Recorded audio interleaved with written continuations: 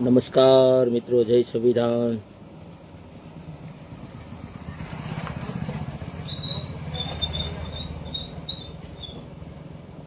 મિત્રો તમે બધા હવે જોડાજો. આજે લાંબા સમય પછી એક ટોપિક સાથે આપણે મળવાનું છે કાલથી.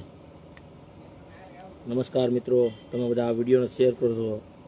જે 85% લોકો ઉપર રાજ કરે છે એ અનામત 15% એની પાસે અનામત હટાવોની વાત કરે છે.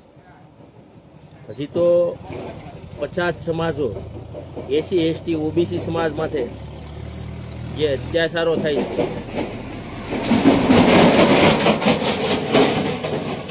આ દેશની અંદર હજી તો 85% લોકો રાજનીતિમાં કોઈ જગ્યા પર આવેલા નથી અને 15% લોકો દેશ ઉપર રાજ કરી રહ્યા છે. એ લોકો આજે 15% વસ્તીવાળા લોકો આજે અનામત હટાવોની વાત કરી રહ્યા છે. 85% લોકો જે યુવાન ભાઈઓ અને બહેનો, ખાસ શિક્ષિત લોકો, વિડીયોને શેર કરજો મિત્રો. અનામત વિશે કાલથી એક નવો મુદ્દો, જંતર મંતર આંદોલન, CJPનું આંદોલન પૂરું થયું ત્યાર પછી એક નવી ચળવળ શરૂ થઈ છે, અનામત હટાવો આંદોલન. મિત્રો હજી તો 85% વર્ગની અંદર જે હજી આપણા પછાત સમાજો, મિત્રો શેર કરજો વિડીયોને ખાસ. જેટલા લોકો જોઈ રહ્યા છો, એક મુદ્દા ટોપિક સાથે તમને મળવાનું એટલા માટે થયું. આજે અચાનક લાઈવ થવું પડ્યું. જે 15% લોકો છે એ આજે ધારાસભામાં રાજ કરે છે, 2% લોકો છે એ આજે સંસદમાં રાજ કરે છે. જે દેશના વડાપ્રધાન છે, દેશના ગૃહમંત્રી છે, ગુજરાત રાજ્યના મુખ્યમંત્રી છે, 15% લોકો વસ્તીવાળા લોકો આજે અનામત હટાવવાની વાત કરે છે. હજી તો 85% સમાજની અંદર 142 જ્ઞાતિ OBC સમાજ, 60% અનામતમાં અમારે SC અને ST સમાજ 73-21. હજી 27% લોકો અમારા અનામતમાં હજી લાભે નથી લીધો, ત્યાં તમે અનામત હટાવવાની વાત કરવા માંડ્યા. હજી જાઓ અમારા પછાત વિસ્તારોની અંદર, અમારા મતથી તમે રાજ કરો છો, 85% લોકોના મતથી રાજ કરો છો અને અનામતની વાત હટાવવાની વાત કરો છો. આવનારી ગુજરાતની વિધાનસભાની ચૂંટણીની અંદર મિત્રો 85% લોકોને હવે જાગૃત બનવાની જરૂર છે. જે ધજાઉ પતાકા લગાડીશ ને 85% 15% માટે, એના માટે હવે તમને જાગૃત કરવાની વાત કરું છું. મિત્રો આપણે કોઈકના 85% લોકોના પાછળના પાથરીએ છીએ અને એ આજે અનામત હટાવવાની વાત કરે છે 15% લોકોવાળા. મિત્રો વિડીયોને શેર કરજો, ખાસો વિડીયો આજ તમારા જનજાગૃતિ માટેનો વિડીયો છે. એટલે હું તમને એ માટે ખાસ એક મારું અપીલ તમને છે કે 85% લોકોને હું એવું પેટમાં, 85% લોકો માટે 15% લોકોને હું એવું પેટમાં તેલ રેડાઈ ગયું. હજી અમારા પછાત સમાજની અંદર હજી તો વિસરતી વિમુક્તિ જાતિ, SC જાતિ, ST જાતિ, OBC સમાજ ને પૂરો લાભ નથી મળ્યો, ત્યાં તમે અનામત હટાવવાની વાત કરવા માંડ્યા. હજી અમારા મતોના કારણે 85% લોકોના કારણે આજે તમે 15% અમારી પર રાજ કરો છો ગુજરાત અને દેશની અંદર. કાંઈ વાંધો નહીં, તમે જંતર મંતર ઉપર આંદોલન કરો 15% લોકોવાળા, અમે પણ આંદોલન કરશું. અમારો સમાજ હવે જાગૃત જ બની ગયો છે, SC ST OBC સમાજ. પછાત સમાજોની ખાસ વાત એટલા માટે કરવી પડે કે આપણે હવે જાગૃત થવાની જરૂર છે. OBC સમાજ, SC સમાજ, ST સમાજ, વિચરતી વિમુક્તિ જાતિઓને ખાચી હજી તો અનામતનો લાભ નથી મળ્યો, ત્યાં તો પેટમાં તેલ રેડાઈ ગયું કે ભાઈ અનામત હટાવો, અનામત હટાવો. કાલથી તો મુદ્દો આખા ગુજરાતમાં ચળવળ જોરદાર પકડી ચૂકી છે. મિત્રો આપણે એટલા માટે વાત કરીએ છીએ, હજી તો જે SC અને ST અને OBC સમાજને નિગમોની અંદર 200-300 કરોડની ગ્રાન્ટો આપવામાં આવે છે અને જે 10% અનામત લઈ એના EWS વાળા લોકો આજે 2,000-3,000 કરોડની ગ્રાન્ટો એનામાં નાખે સરકાર, છતાં એને સંતોષ નથી. મિત્રો તમે ખાસ વિડીયોને શેર કરજો. આ અનામત મુદ્દે લાંબા સમય પછી આજે ટોપિક સાથે તમને મળવાનું થયું. જય સંવિધાન. અને બાબા સાહેબે સંવિધાનમાં કીધું હતું કે પછાત વર્ગોના નિર્માણ માટે મેં એને દેશ માટે કામ કર્યું છે. 15% લોકો આજે આપણે રાજ કરો છો તમે આપણી ઉપર, અને પાછા અમારા અનામત હટાવવાની વાત કરો છો. 85% લોકો હજી ઝૂંપડામાં રહે છે. 85% લોકો હજી ઝૂંપડામાં રહે છે, વાડીઓમાં રહે છે.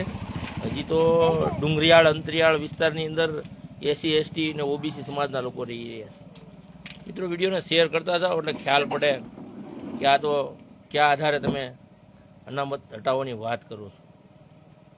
મારી વાત ખોટી છે સાચી છે, તમે ખાસ મુદ્દામાં ધ્યાન દેજો. મેં આજકાલ ક્યાંક સોશિયલ મીડિયામાં 40 લાખ લોકો જોડાણા એવી વાત સાંભળી છે. 85% લોકોને જાગૃત થવાની જરૂર છે આવનારા દિવસોમાં.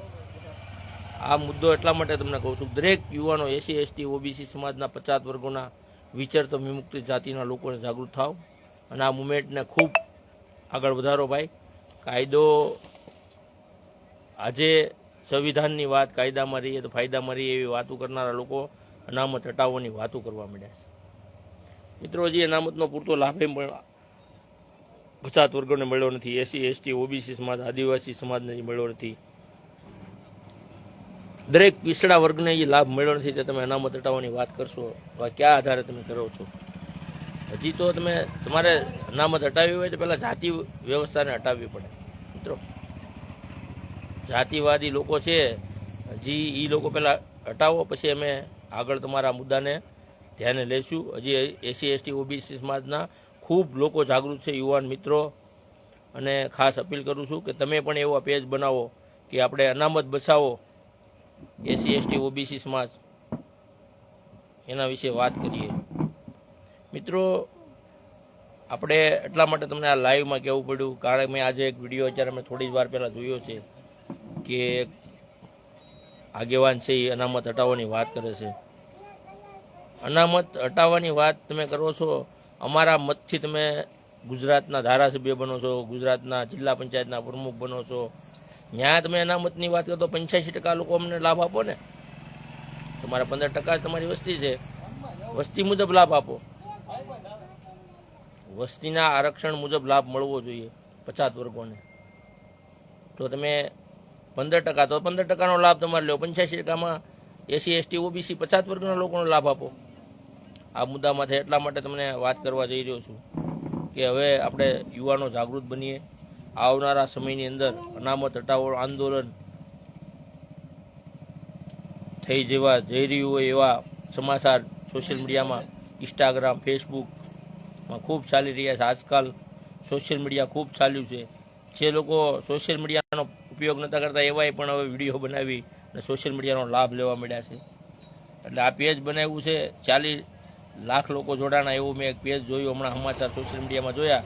તો આપણે પણ સોશિયલ મીડિયાની અંદર અનામત આંદોલન, અનામત બચાવો આંદોલનની એક સમિતિ બનાવી સારા એવા ગુજરાતમાં આપણે પણ આંદોલનની લડાઈમાં એસસી એસટી ઓબીસી સમાજમાં ભારતમાં લડાઈ અને એને આપણે સહભાગી થઈએ તો 15% લોકોને ખબર પડશે કે અનામત બચાવવું જરૂરી છે કે હટાવવું જરૂરી છે. અનામતનો હજી 50 વર્ગના લોકોએ લાભ જ નથી લીધો. મિત્રો, તમે ક્યાં મોઢા વાત કરો છો? એટલે ખાસ કરી જય સંવિધાન, બાબા સાહેબે આપેલા કાયદા મુજબ 50 વર્ગોના લોકો ખાસ સંવિધાન મુજબ આપણે લડાઈ લડીએ અને સંવિધાનમાં રહીને લડાઈ લડીએ. આપણે જે કાંઈ લડાઈ લડવાની થાય તો બધા સહયોગ એસસી એસટી ઓબીસી 50 વર્ગોમાં જે વર્ગો આવતા હોય તમામ, જે ઓબીસીમાં આવતા હોય તમામ વર્ગોએ લાભ આનો લેવો જરૂરી છે. મિત્રો, હવે આપણે લડાઈ લડવાની જરૂર છે. હવે આપણે જાગૃત બનીએ. જય સંવિધાન, જય ભીમ.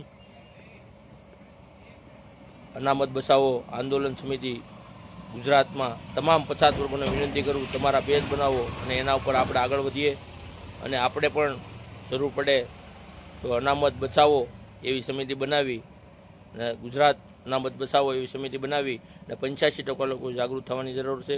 જય સંવિધાન, જય ભીમ, જય વેલના.